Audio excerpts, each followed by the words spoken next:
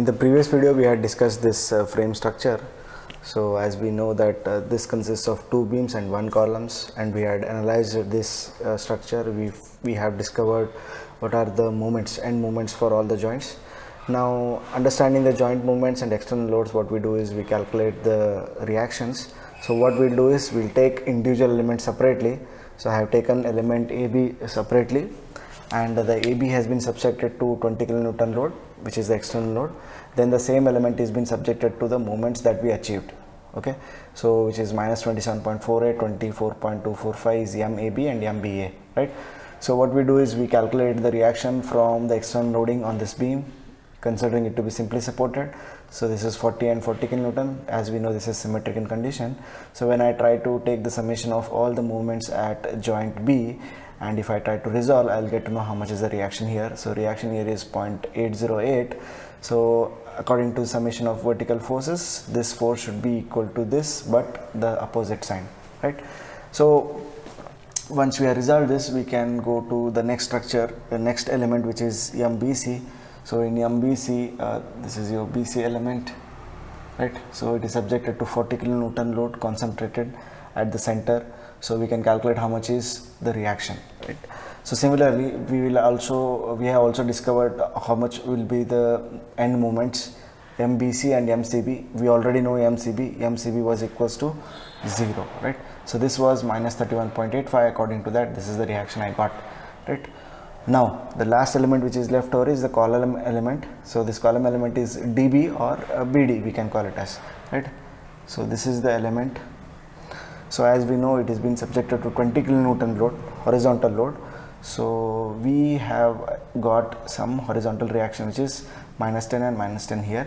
Similarly, with respect to their moments, also I have calculated how much will be the reactions. So these are the two reactions. Now what we need to do is to identify what are the type of forces or reactions that will be generated at each joint, right? So we'll go with one by one joint. So these are the reactions which are calculated. Now let us go to first joint, which is A joint, right? So at the A joint, we according to the free body diagram, this is what we get, 40.808, right? 40.808 is the total reactions that we are getting as VA. Okay, now see here, what do we need to do? We have to sum up these two values, 40 plus of 8.808. So this will give me the vertical reaction. Now we already know how much is MAB. So MAB is equals to 27.48, right? This we already know. It is very simple for us to calculate also. Okay.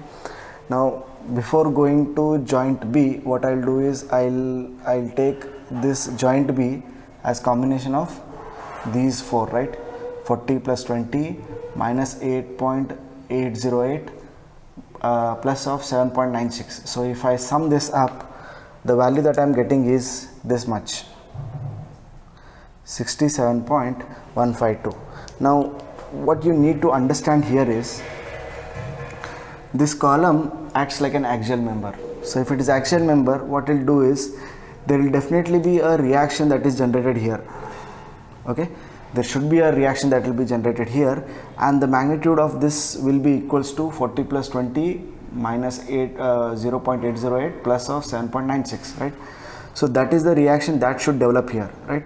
So if that is the amount of force or the reaction that develops here, the same reaction will flow through axially through this column, and a reaction will generated here. Okay, so this reaction will be 67.152. So this reaction I'll call it as VD. Okay, I hope this is clear. So what happens here? Here the reaction will be equals to 40 plus 20 plus 7.96 minus of 8.808, right? So this much reaction should be generated here, right? So this force will go axially at this joint, at D joint. So at D joint there creates a vertical reaction, and that vertical reaction will be equals to 67.152. This is how I calculate the vertical reaction at D, right? I hope this is clear. Next is to go for joint C. At joint C, we already know this is 20 minus 7.96. So I got to know how much is the reaction here, which is 12.04, right? So we have calculated these values, okay, VA, VD, VC and MAB, okay. This is already 0, which is MCB, and we already know how much is MDB. MDB is this value, okay. So MDB is also being calculated, right? So this value we already know. These are MBA, MBC and MBD values. So summation of all these value will be equals to 0. If you sum up all these end moments, it will be equal to 0, right? The next thing is to identify what kind of forces or what kind of reactions that are generated in the column, in this column element, right? So we'll go for this and we'll go for D joint. At D joint, you see that there is a horizontal reaction that is generated. Before, in our free body diagram, I had not represented the horizontal reactions, okay. Now when I draw the free body diagram, I am representing you the horizontal reactions, right? So sometimes you may neglect the horizontal reaction, but at the end of the solution you will come to identify the horizontal reaction. Even if you neglect before solving the structure, at the end of the solution of the structure you will be able to identify the horizontal reactions also. Now see here, if there is a horizontal force here on the column, there should be a definitely horizontal reaction over here, right? So if there is a horizontal force acting here, there is a resistance that is developed in the beam member, and the resistance that is developed in the beam member will be transferred to this joint, okay. Now let us take it in the opposite direction. So if the 20 kilonewton is in this side, if it goes to this side, if the force is acting in this direction, the horizontal force is acting in this direction, if it was acting in this direction, the reaction would have been like this. So here and in this member, then the horizontal reaction would have been developed in the A joint, right? So you try to imagine, whenever you see the structure, you try to physically interpret what could be the scenario in which the reactions will be developed, right? So this is the 20 kilonewton which is acting in this direction, so that's why the reactions will be developed at this joint and at B, and this reaction which is generated here will flow axially at joint C, and there will be a reaction that is created at the joint C, right? Now basically understanding the same concept, see here, this is your DB element, this is 20 kilonewton load, this is 10 and 10, right? So this is 10 and 10, and similarly we have calculated how much is the reaction that is generated by the moments.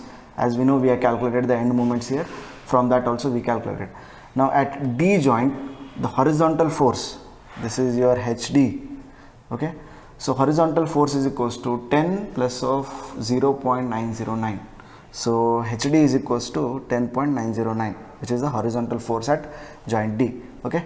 Now going to joint B, so this is your 10 kilonewton, 10 minus of 0.909 will give you the value of reaction that should be developed at this beam member, okay, here. Now the force that is generated here, it will flow axially and it will reach the joint C, okay. At joint C, the reaction gets generated, and that reaction will be equals to 9.091. This is called HC, okay. I hope this is very much clear. Like this the reactions are created, okay. At joint A we have MAB, VA, and at joint D we have VD, HD and MDB, and at C joint we have VC and HC, okay. As we know, MCB is equals to 0. These are the reactions that are developed, okay. I hope this is very much clear. Some of you have sent the solution. You try to verify the solution that I have given to you with the calculation that you made. If at all you have confusion, you can ask me a question. I'll try to clarify it, okay. So once you have solved all the reactions, the next step is to determine the shear force diagram and bending moment diagram, okay. Now what I'll do is, I'll first consider the beam elements. These are the beam elements, then I'll go for column elements. First let us solve the shear force diagram for the beam elements, then we'll draw for column element, right? So at at joint A, If you go to the left of the section, there is no force. If you go to the right of the section, there is a vertical reaction that is acting, which is equals to 40.808. So as we know, 40.80 is acting in the upward direction, so I have drawn this. Okay, next there is an UDL which is acting. So because of UDL, this shear force value will linearly vary till joint B. So 40.808 minus of 20 into 4 will give you minus 31.912, right? Again, at joint B, we know how much is the vertical reaction acting at D. So this is the reaction that is also possible at B also, right? So minus 31.192 plus of 67.152, because that is the same reaction that is acting here also. So minus 31.192 plus of 67.152 will give you 27.96, which is positive value. Okay, this will continue till you reach the concentrated load, So 27.96 plus of 40 will give you 12.04. So 12.04 will continue till the left of joint C. At the right of the joint C, there comes a reaction which is VC, which is 12.04. So minus 12.04 plus 12.04 will be equal to 0. So this completes the shear force diagram for the two beams. One is AB, the other one is BC. Now going to column. Okay, now you do not know what is the sign symbol for column. Let us consider like this. So the forces that are going in this direction should be positive, and the forces that are going in this direction should be negative, right? So let us consider in that way. Okay, now let us start from joint D. At joint D, we know there is a HD which is acting, which is horizontal force. So if it is acting in this direction, it should be positive, right? So that's why plus 10.909. Now this shear force will continue till you reach the point load, the concentrated load. So 10.909 minus of 20 will give you how much is the shear force at the right of the concentrated load, right? So it is minus 9.091, right? So this shear force will continue till you reach this point, right? So you know how much is the reaction that is generated at HC. HC is how much? 9.091. So the same 9.091 will act at this point also. So minus and plus will get cancelled out, and here it will be equal to 0. Like this you draw the shear force diagram for this frame. Okay, once you draw the shear force diagram, you know how to draw the bending moment diagram. So first what we do, we draw the bending moment considering all the elements to be simply supported, and with respect to external loading, whatever the bending moment diagram, we superimpose that. In the next case, what we do, we superimpose the bending moment diagram because of the end moments, right? So you take this column element, you already know how to draw for beam element, so let us try to consider this column element, right? So in column element, this direction, see, this is the force, this is the moment reaction which is going, as you know, it is 11.2125. Now similarly at this joint it is 7.575, so both are going in this direction. So I have drawn this trapezoidal, and over that I have superimposed the bending moment diagram because of the point load, right? So this blue color symbol is representing the point load, bending moment because of the external loads, and these black lines are representing the bending moment because of the end moments. So you all know this portion is positive, so these portions are negative, right? So this will be your bending moment diagram. Okay, so if you have any doubt in drawing the bending moment diagram or shear force diagram, you can message me, so we'll discuss that also. Okay, thank you so much.